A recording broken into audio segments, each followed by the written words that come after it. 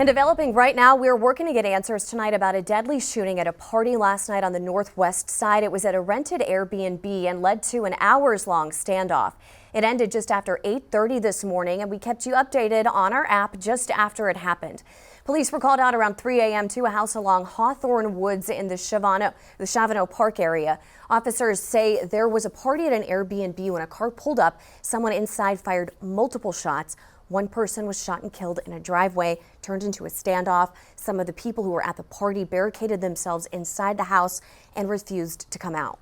When those bullets were heard and people saw everybody run inside the Airbnb. So when police got here, they believed that those people were barricaded inside there, either with maybe a suspect who had shot our victim and weren't coming out. The shooter actually drove away after shots were fired.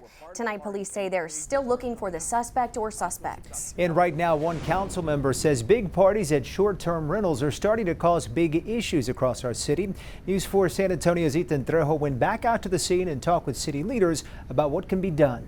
I'm standing here on the corner of Bitternut Woods and Hawthorne Woods, where a person was shot and killed in front of this house right behind me. A life has been snuffed out by people who take life way too casually. This was the scene when I arrived this afternoon, several hours after it happened. One of the partygoers was out front pleading with police to let her go inside and grab her clothes. She declined to speak with us, but she did say that her shirt was stained with blood from holding the victim in an attempt to stop the bleeding. Police say this was a short-term rental house hosting a party of about 40 people. One person from that party walked across the street. That's when a car drove past, firing multiple shots at the victim, ultimately killing him.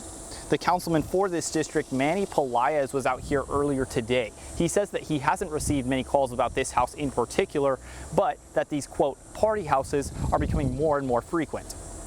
Nobody should be surprised that we have tragedies like this arising from homes being used like party houses. But moving forward, the councilman was asked what should be done or who should be held responsible for incidents like this. He said that it falls on the owner of the properties. The blood of the person who was killed is on the hands of the landlord, who could have been a little more careful about vetting the person that they rented the house to, and number two, the company that facilitated this rental. Ethan Trejo, News 4, San Antonio. Now, here are parts of the story that we are still waiting for answers on. At this time, police have not made an arrest in this case. They also have not released any information on a suspect or even vehicle description. And what about the owner of the property? Well, they weren't there when we were there earlier today, and we are still working to get all of these answers, and we'll continue to follow this story. You can always get updates by downloading our News 4 mobile app by searching WOAI in your app store.